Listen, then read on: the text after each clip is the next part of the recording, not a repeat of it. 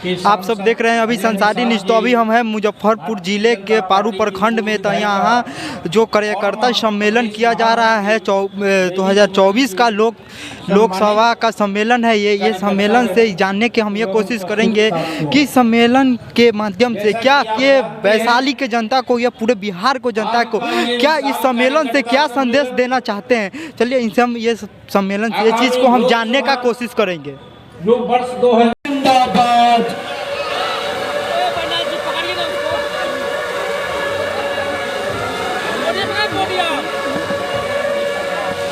बोलिए भारत माता की, बोलिए भारत माता की, भारत माता की। आज के इस विशाल जनसभा में मंच पर उपस्थित भारतीय जनता पार्टी के प्रदेश के अध्यक्ष डॉक्टर संजय जायसवाल जी,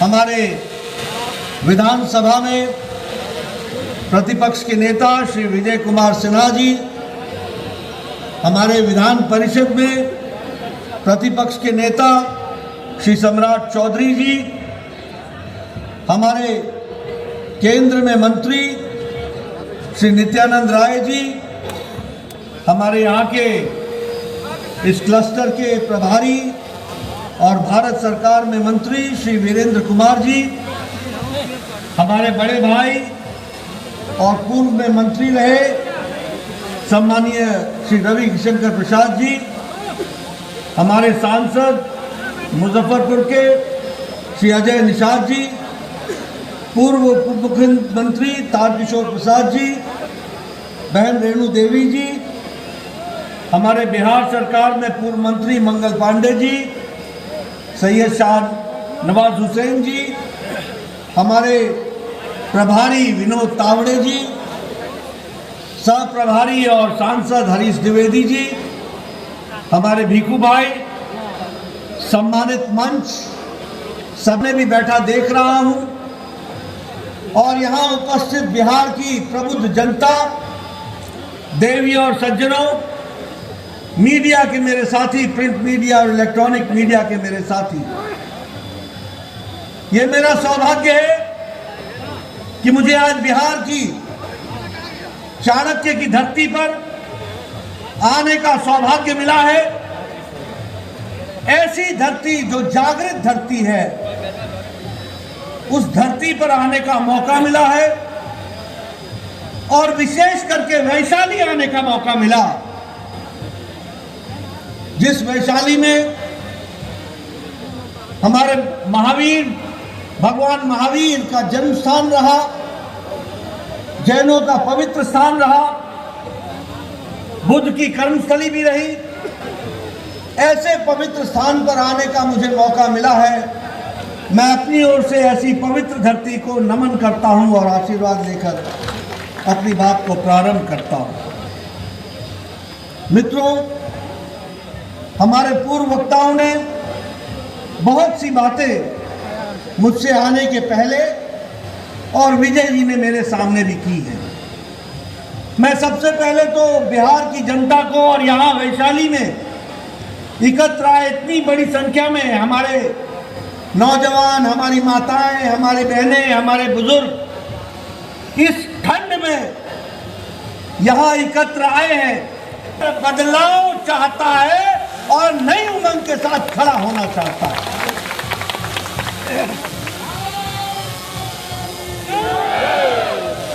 आपके इस ठंडक में, इस गर्मी के साथ, इस गर्मजोशी के साथ यहाँ उपस्थित होना इस बात का सूचक है, इस बात को इशारा करता है कि आप सब लोगों ने ये जो आप सोच रहे हैं, इसको साकार करने का काम भारतीय जनता पार्टी ने भी संकल्प के रूप में लिया है। और हम क्यों न लें? अगर हमारे पास भारत के यशस्वी प्रधानमंत्री नरेंद्र मोदी जी, एक नेतृत्व की क्षमता रखने वाले, दुनिया में जिन्होंने अपने आप को स्थापित किया है, ऐसे हमारे नेता हो जिन्होंने विपरीत विपरीत परिस्थिति में भी देश को आगे बढ़ाने में कोई कसर नहीं छोड़ी हो और उनकी इच्छा बिहार को फिर से आगे बढ़ाने की हो, ऐसे में बिहार की जनता पीछे कैसे रह सकती है? वो अभी आगे बढ़ करके उस काम को पूरा करेगी, ये मेरा विश्वास है। और जब मैं ये कहता हूं तो मैं ये भी आपसे कहना चाहता हूं कि आज हमारा सौभाग्य है कि जब दुनिया विभिन्न संकटों से गुजर रही है, फिर चाहे वो कोरोना की मार हो, फिर चाहे वो यूक्रेन का युद्ध हो, फिर चाहे वो सप्लाई चेन की मुसीबत हो, फिर चाहे वो महंगाई का विषय हो, जब सारी दुनिया जूझ रही है तो मैं बड़े गौरव के साथ और फख्र के साथ ये कह सकता हूं कि इन विपरीत परिस्थिति में भी भारत को आगे बढ़ाने का काम किया है तो भारत के यशस्वी प्रधानमंत्री नरेंद्र मोदी जी ने किया है। और मैं फिर कहने के लिए नहीं कह रहा हूं, आप सब लोग यहां पर खड़े हैं, बैठे हैं, बड़े नजदीक नजदीक हैं, किसी ने भी चेहरे पर मास्क नहीं पहना है। हालांकि हिदायत दी गई है कि मास्क पहनो, पर आप नजदीक नजदीक खड़े हैं। यह इसलिए संभव हो पाया है कि भारत के यशस्वी प्रधानमंत्री ने 135 करोड़ की जनता को 220 करोड़ टीकाकरण करके डबल डोज देकर के आपको सुरक्षा कवच पहनाया है। आज चीन की हालत देख लीजिए, टेलीविजन पर आपको आए दिन दिख रहा है। अमेरिका में टीकाकरण पूरा नहीं हुआ है, यूरोप में टीकाकरण पूरा नहीं हुआ है, अभी भी वहां के देश टीकाकरण के विषय को लेकर के जूझ रहे हैं। लेकिन यह हमारा देश है, मोदी जी के नेतृत्व में आज 220 करोड़ डबल डोज और बूस्टर डोज लेकर के तैयार है कोरोना से दो हाथ करने की। अगर मैं बात करूं तो एक समय था, मैं पूर्व में स्वास्थ्य मंत्री भी रहा हूं, इस देश में 25 साल लग गए टेटनस की दवा को आने में, इस देश में 28 साल लग गए ट्यूबरक्लोसिस की दवा को आने में, इस देश में स्मॉल पॉक्स की दवा को आने में 30 साल लग गए, इस देश में 25 से 30 साल पल्स पोलियो के 2 बूंद को पहुंचने में लग गए, इस देश में 100 साल लग गए जापानी बुखार की दवा को पहुंचने में। 1906 में जापान में दवा बन गई थी और भारत में गोरखपुर में जहां से हरीश द्विवेदी आते हैं, यह दवा 2006 में पहुंची जब योगी जी वहां के सांसद हुआ करते थे। 100 साल, 100 इयर्स। लेकिन 2020 के जनवरी में कोरोना आया, 2020 के अप्रैल में मोदी जी ने टास्क फोर्स बैठाया और भारत सरकार की तरफ से साइंटिस्टों को प्रोत्साहित किया गया, कंपनियों को प्रोत्साहित किया गया और 9 महीने के अंदर एक नहीं 2-2 वैक्सीन बना करके भारत खड़ा हो गया। ये बात भी हमको याद रखनी चाहिए। और आज हम 100 देशों को वैक्सीन मैत्री में वैक्सीन दे चुके हैं, 48 देशों को हम मुफ्त दे चुके हैं, 1.5 करोड़ डोज हम मुफ्त दे चुके हैं।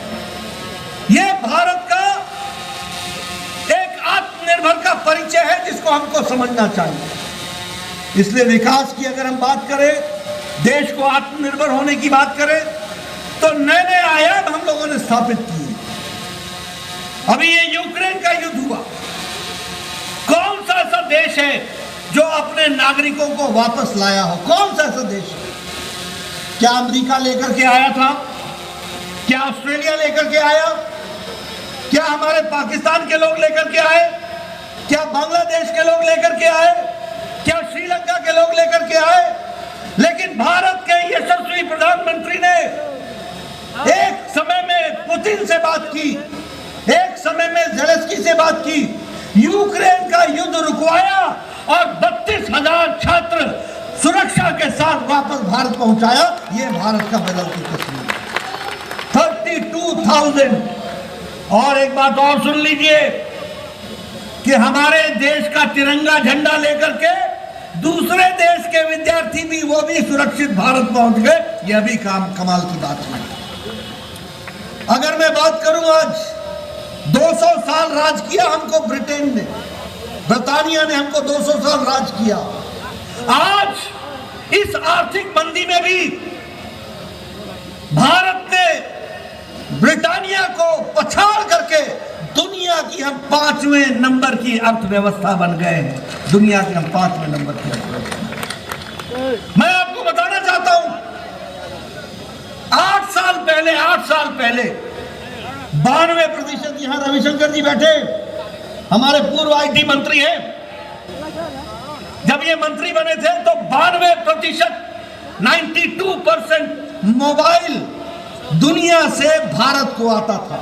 92%। आज 97% भारत मैन्युफैक्चर कर रहा है मोबाइल और दुनिया को दे रहा है। मैं ठीक बोल रहा हूं रविशंकर जी? 97% दुनिया को मोबाइल दे रहा है। सारी मैन्युफैक्चरिंग यहां हो रही है। स्टील में हम, इस्पात में हम दूसरे नंबर के मैन्युफैक्चरर हो गए, दूसरे नंबर के। अगर हम बात करें केमिकल्स में तो हमारा एक्सपोर्ट 6 गुना बढ़ गया। इलेक्ट्रॉनिक्स में हमारा एक्सपोर्ट, हमारा निर्यात 7 गुना बढ़ गया। अगर हम बात करें दवाइयों की तो दुनिया के प्रगतिशील देशों की फार्मेसी भारत बन गई है और दुनिया को सस्ती दवा देने का काम भारत ने पकड़ा है। ये आत्मनिर्भर भारत खड़ा हो गया है और ये सब मोदी जी के नेतृत्व में हुआ है। लेकिन हम यही नहीं रुके हैं। मैं यहां वैशाली में आया हूं। बताइए, आपको गैस का कनेक्शन मिला है कि नहीं मिला है? बताइए बहने, आपको गैस का कनेक्शन मिला है कि नहीं मिला है?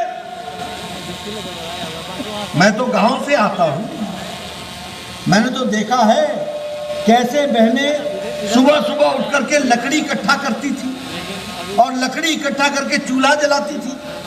और आपके यहाँ गोईठा बनाया जाता था, उसको थापा जाता था।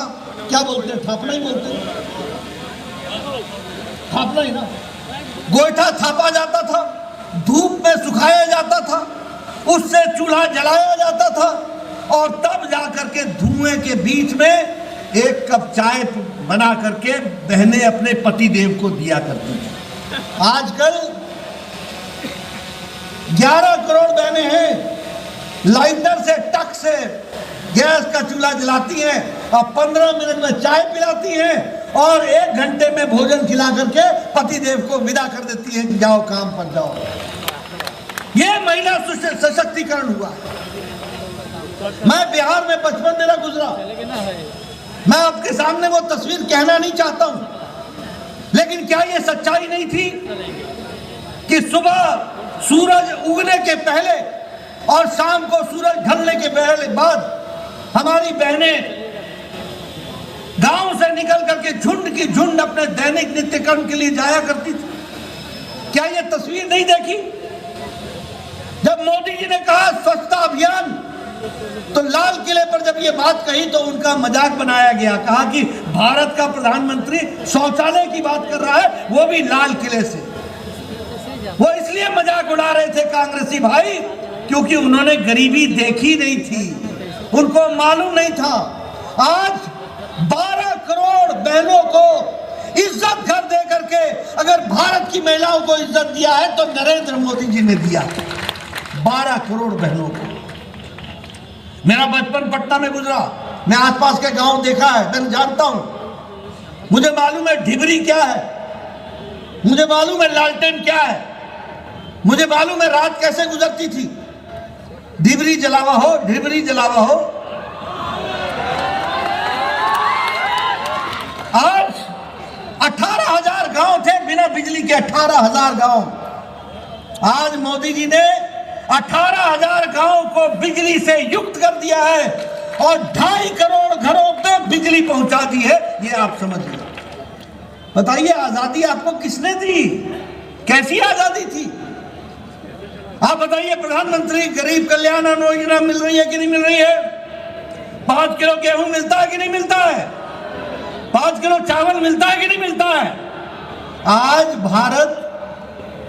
भारत अति गरीबी में 1% से भी नीचे हो गया। जिसको गरीब भारत बोलते थे, उसमें अति गरीबी 1% से नीचे आ गई।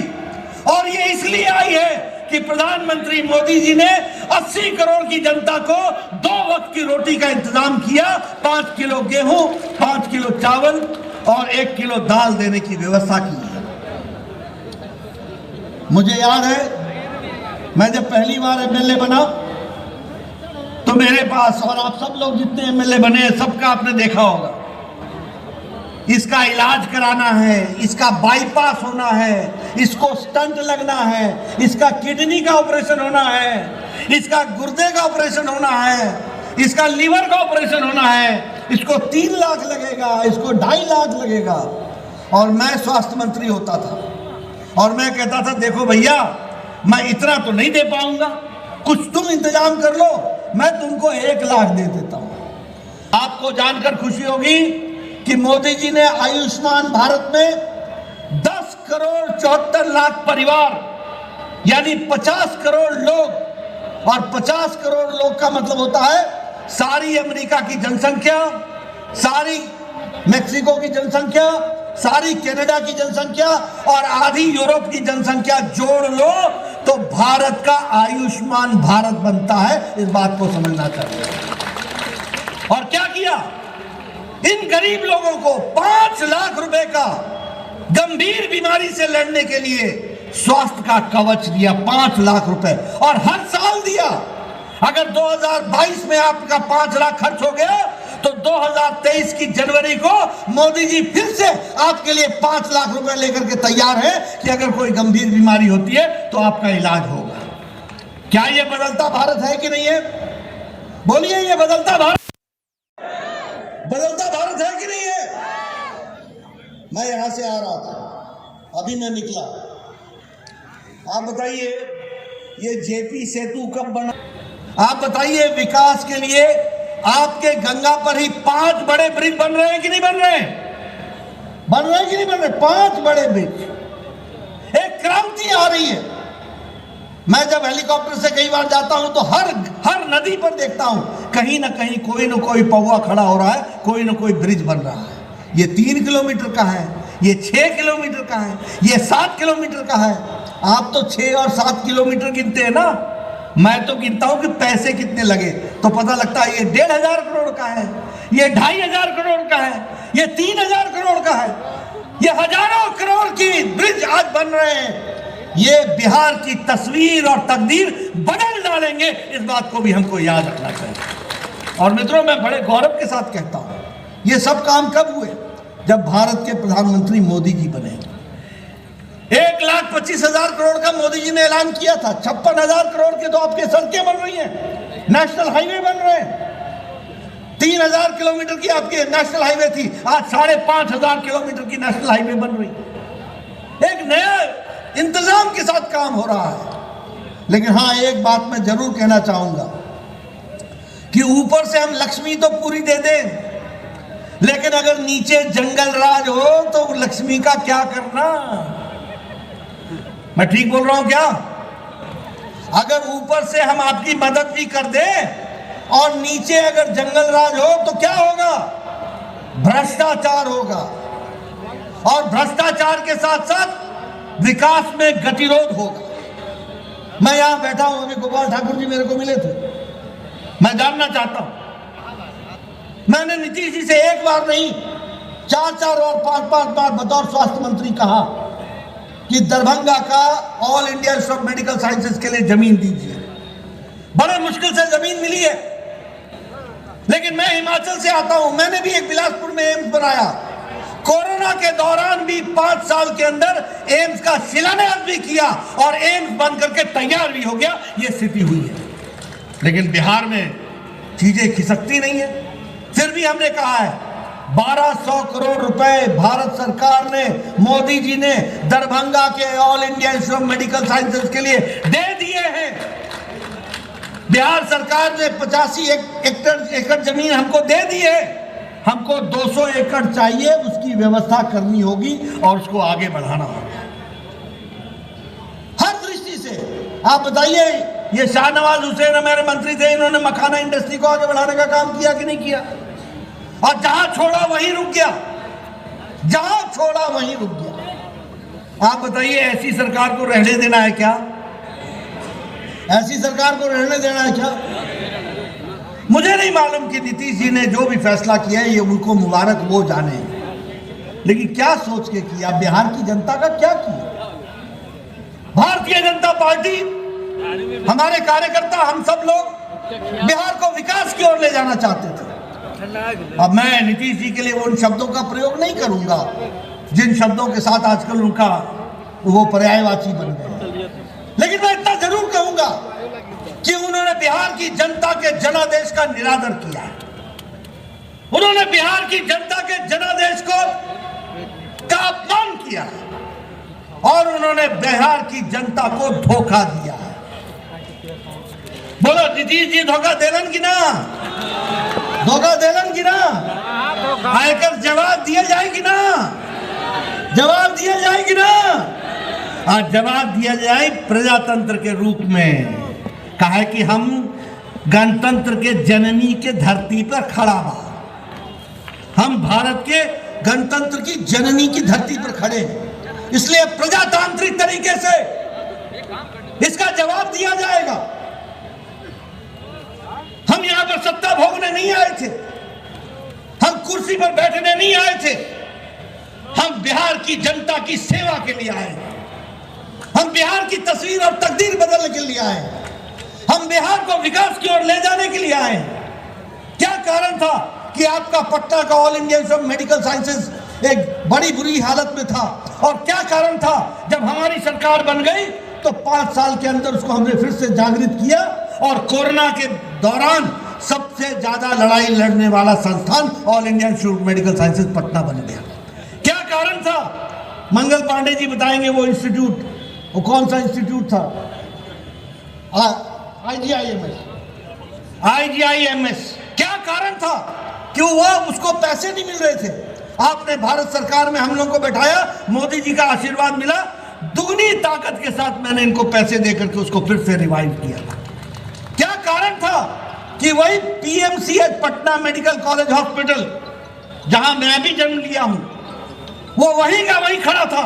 और क्या कारण था कि आज वहां सुपर स्पेशलिटी ब्लॉक भी बनकर के तैयार है और 5,000 करोड़ रुपए की लागत से सबसे बड़ा हॉस्पिटल बनने की भी तैयारी है। ये अंतर है। नित्यानंद जी के साथ हम बचपन में आया करते थे, जब युवा मोर्चा में थे, पता नहीं चलता था कि खेत में चल रहे हैं कि सड़क में चल रहे हैं, सड़क है या खेत है मालूम ही नहीं चलता था। आज बोलते हैं कि आप गांधी सेतु से आओगे या JP सेतु से आओगे, ये फर्क आ चुका है। एक विकास की एक नई कहानी लिखी जा चुकी है। इसलिए मैं के चुनाव में आया था तो मैं आपको आगाह करता था कि अगर ये RJD की सरकार आ जाएगी, अगर ये तेजस्वी की सरकार आ जाएगी तो जंगल राज आ जाएगा। और आज मैं कह सकता हूं कि जंगल राज आ गया है, आ चुका है। मैं आंकड़े आपको दूंगा, अगस्त महीने में कितने मर्डर हुए, एक ही महीने के अंदर कितने एक्सटॉर्शन हुए हैं, एक ही महीने के अंदर कितने लोगों को बंधक बनाया गया है, महिलाओं के साथ कितना अत्याचार हो रहा है, लॉ एंड ऑर्डर एकदम जिसको बोलते हैं ध्वस्त हो चुका है, प्रशासन पर पकड़ खत्म हो गई है। मुझे तो यह भी अब समझ में नहीं आता है कि सुशासन बाबू की सरकार में शासन कौन कर रहा है। यही नहीं पता चल रहा है कि अब शासन कौन कर रहा है, किसका शासन है और कौन सा सुशासन है। बिहार की व्यवस्थाएं चरमरा गई हैं, बिहार की व्यवस्थाएं प्रशासनिक दृष्टि से ठप हो गई हैं और केंद्र सरकार की मदद के बावजूद भी बिहार आगे नहीं बढ़ पा रहा है। और इसीलिए मैं आपसे अपील करने आया हूं, मैं आपसे निवेदन करने आया हूं, मैं आपसे गुजारिश करने आया हूं, मैं आपसे अर्ज करने आया हूं कि समय आ गया है जब बिहार को भारतीय जनता पार्टी विशुद्ध रूप से आगे ले जाए। अब समय आ गया है जब भारतीय जनता पार्टी बिहार का नेतृत्व करे और भारतीय जनता पार्टी की विशुद्ध सरकार बनकर के बिहार को आगे बढ़ाने में अपना योगदान करे। बताइए, आप लोग इसमें आगे बढ़ेंगे ना? आप लोग आगे बढ़ेंगे ना? करेंगे ना? मैं इधर से सुनना चाहता हूं, बिहार की जनता कमल के निशान को आगे बढ़ाएगी, बढ़ाएंगे। क्षण में आपका ज्यादा समय नहीं लेना चाहता हूं, काफी देर हो गई है। बहुत से मुद्दे मैं बोलना चाहता था, लेकिन मैंने कहा कि मैं फिर